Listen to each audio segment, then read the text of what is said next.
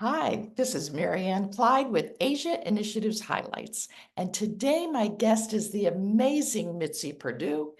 And she is a businesswoman, a humanitarian, a philanthropist, and a lifelong student of how to live your best life. Mitzi, I can't tell you what an honor it is to have you here with me. Well, I'm so thrilled to be part of this, and I'm so committed to Asia Initiatives. It's it just does such wonderful things in the world, and I'm on board with their mission and what they do. Well, I'm excited too because I'm a brand new board member. And to get really involved and hands-on is really exciting, isn't it? I love As it.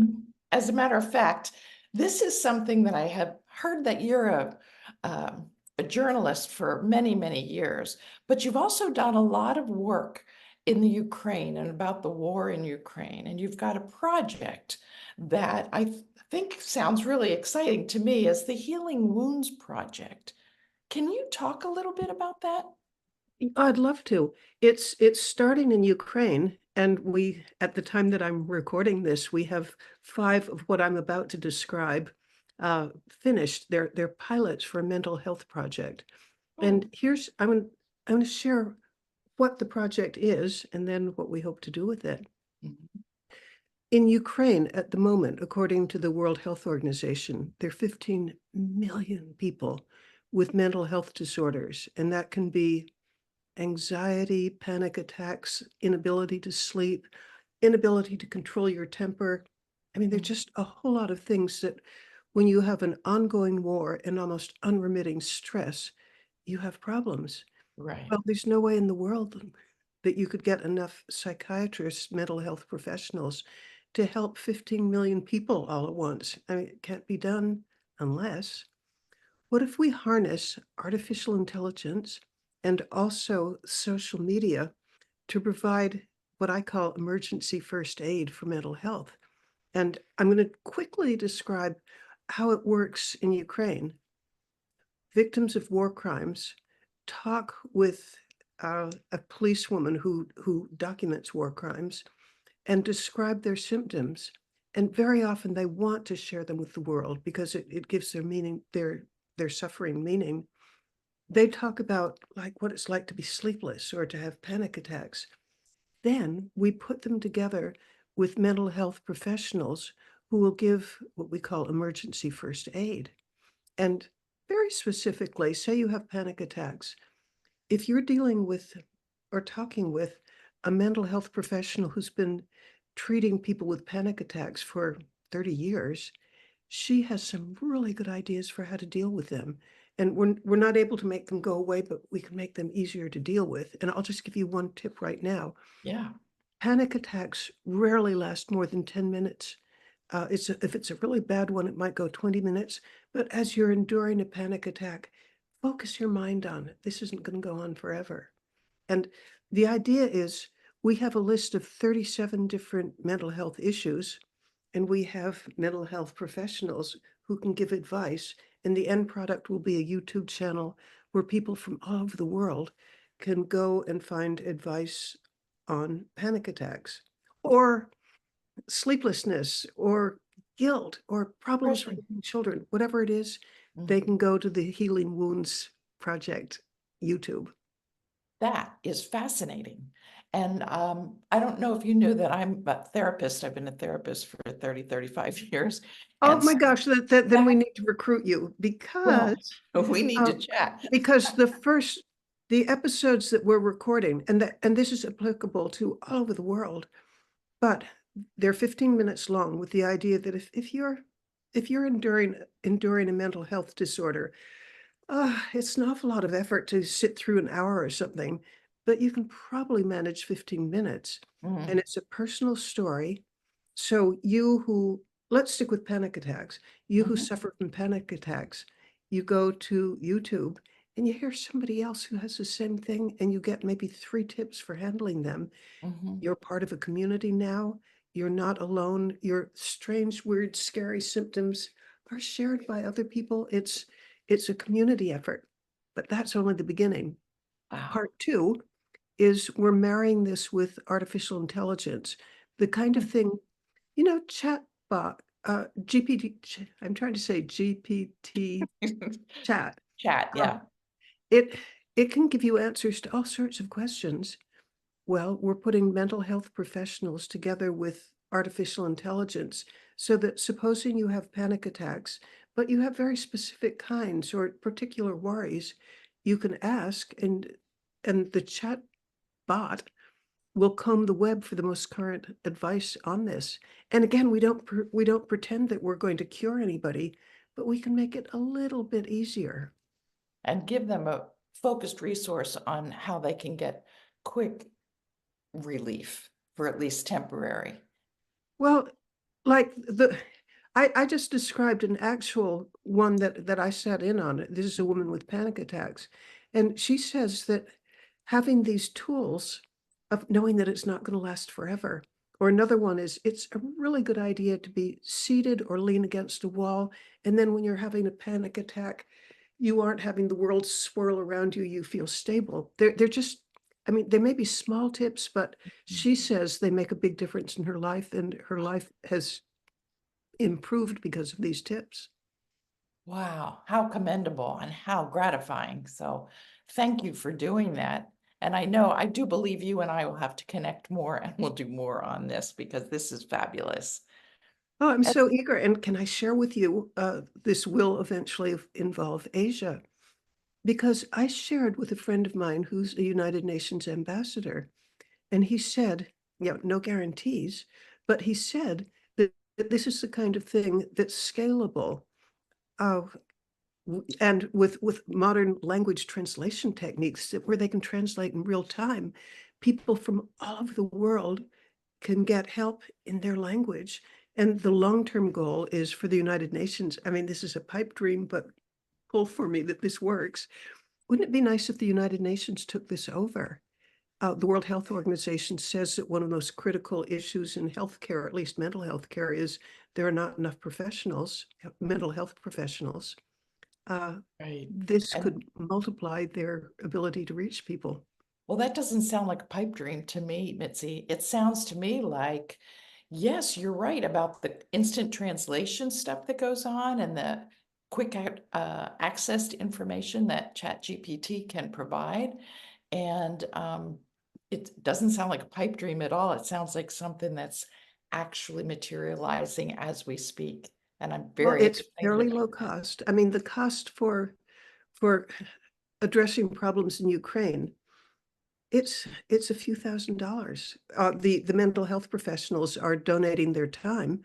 Mhm, And our goal is to have mental health professionals from all over the globe who can give very specific advice for, the context of their country. Because mhm, what's going to work in a rich section of Manhattan isn't going to work in Bombay, but mhm. this is scalable and adaptable. That's true. And basic principles work all over, for Yes, reducing I stress and believe so that's forth. also true. Wow, that's exciting.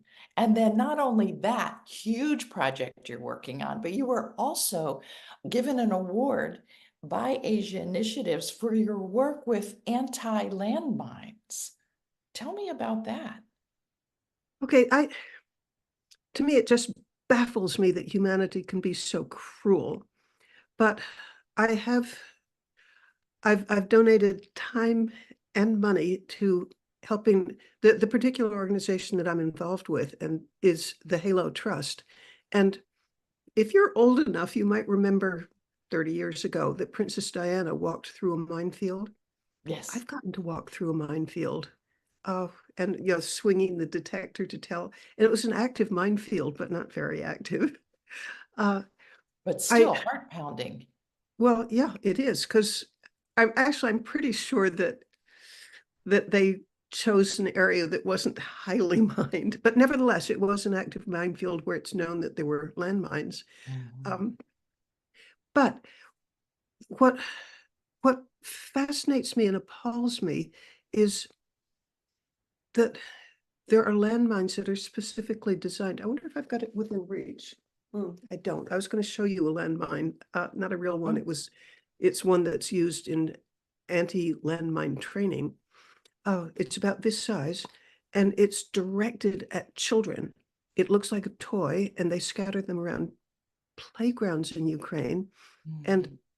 something that would kill you. I'm giving a rough guess, so don't anybody hold me to this exactly, but say it's 100 milligrams of explosive that will kill you. This is 7, and it's enough to take a child's foot off, but it won't kill them. And the idea is if you have a child out of commission, that one of their parents is also going to be home taking care of the child. That means that that the adult isn't contributing to the economy or fighting a war. So children are targeted. And boy, Ah, if there's anything in the world I could do to get this stuff to stop. how did you And get involved with that? I got involved with that because I have been in Ukraine 3 times. Each time I've been a guest of the Kyiv region police, and Mhm. that happens to be special for me as a journalist because it's the police who document war crimes. But while I was traveling in Ukraine, I'd seen the most beautiful playgrounds I'd ever seen in my life. I mean, figuratively speaking, they put Disney to shame. I mean, Mm. the Ukrainian playgrounds are just beautiful, and there were no kids there. So I asked the policewoman who was accompanying me, "Why are there no kids in these beautiful, beautiful, beautiful playgrounds?" And she showed me on her cell phone a picture of like a toy. It looks a little bit like an airplane, and she said, "Kids pick these things up, or they're things that are disguised. They look like leaves, or you just don't even see them because they're designed to blend in with the background." And the parents know that the bad guys fill the playgrounds with these things or areas where children will congregate. And again, at 7 milligrams, you're and I wonder if I mean grams, not sure. But in any case, the amount of explosive is not enough to kill a child, but enough to maim the Name child for them. life. Ah, And I thought that's just so incredibly, insanely evil. I want to do something. So that's my answer of how I got involved with landmines. well, that's very heartbreaking. And how then did you get involved with Asia Initiatives? Because I know you're involved in a lot of different organizations and things. So how was it Asia Initiatives finally found you? Oh, well, first of all, I'm in love with Asia. I've I've certainly been in China, Taiwan, Hong Kong, Mhm. Philippines, Indonesia, India. So, I have friends there. It means something to me. But then on top of that, allow me to boast, I have Go right ahead. an uncle. He'd be like 120 if he were alive today. But this uncle, uh, he was one of the first scholars to spend time in Asia, American scholars to spend time in Asia, because around 1900, there were plenty of businessmen, traders, um, let's see who else would have been there, religious people, uh, Mhm. but there weren't a whole lot of scholars. In fact, I'm under the impression that how about really few? And he spoke like dozens of different languages and can read them. And he became the founder of the Asian Studies Department at Columbia.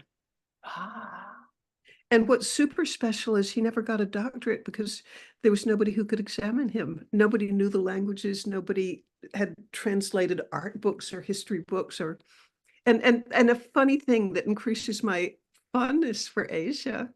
I mean, this is well, here goes. In my family, there's several businessmen that really did pretty well. My father was the co-founder and president of the Sheraton Hotels. There were others who had done well economically. And in the family, we always assumed that Uncle Harold Henderson, would be, just like a starving scholar. But he translated somewhere in the 1960s, possibly late 1950s, he translated a book of Japanese haiku, and it became a cult classic. There was a period where you couldn't go on an American campus without seeing somebody reading haiku, and the book sold millions and millions, and Uncle Harold suddenly became economically unbelievable. on a par with everybody else. Wow, how fascinating is Oh, that? okay, but allow me to add one more reason why Asia is important to me. In my family, there were 5 siblings. We grew up sort of with our eye on Asia. You know, what's going on in Asia? Other people might be preferentially looking at Europe, but no, we had our eyes on Asia. Mhm. Wow. So you have been to the Asia Initiatives Gala because that's where you received your fabulous award. Tell the audience a little bit about what happens at the Asia Initiatives Gala and why they should go. Okay, ladies and gentlemen, here's why you should go. First of all, because I want to meet you, so come. There But you that's go. not really a really great reason. I will give you a better reason. An awful lot of life comes about because of who you meet and who you know. And this is networking heaven. The people are friendly, it's organized so that you meet people. It's just a great experience, kind of socially. People who are interested in the same thing and care about each other, and as far as I can tell, are exceptionally nice. I had the best time possible.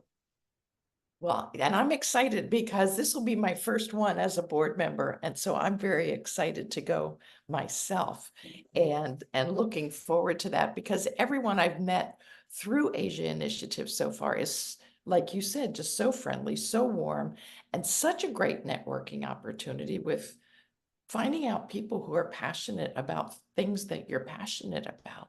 And and that excites me too. So I appreciate that. So Yeah, I so kind of think one of life's greater pleasures is to meet and hang out with good people who are passionate about. And the gala is, oh, how about it's really tops for doing that. And again, it's because friendly people who care about the same things. that's right. And so that's going to be September 25th at the Gotham in New York City. And we're very excited to invite everybody who's watching, and we'll put the website to sign up on the screen so they can join us. So Yeah, Mitzi, please, but please before come because you're going to have a good time. You'll meet great people. Uh, I know that last year, oh, the speakers were spectacular, inspirational. And okay, here's another reason to come. I have a personal theory, which yeah, is that the greatest gift one person can give another is inspiration.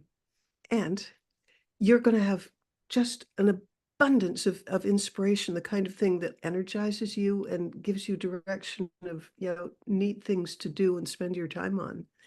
You're going to love it. Come. and we're gonna have a whole night full of excitement and entertainment and speakers and award winners and very excited. And I will be excited to meet you in person, Mitzi. Oh, welcome. I Yeah, know I'll you be are there. joking. I'll be there. And thank you so much for taking time today to talk with me about this and learning a little bit about you. And if I just want to say to the audience that if you've enjoyed this time with Mitzi Perdue, who has done some incredible things around the world, she's just one of maybe what 300 people that'll be there that are fascinating and intelligent and exciting and fun to talk to. So thank you, Mitzi. Oh, it And was my joy to be part of this. Whatever the whatever the Asia Initiatives wants, Mitzi will try to give. and I'm excited about that. And we'll look forward to seeing you. Thanks so much.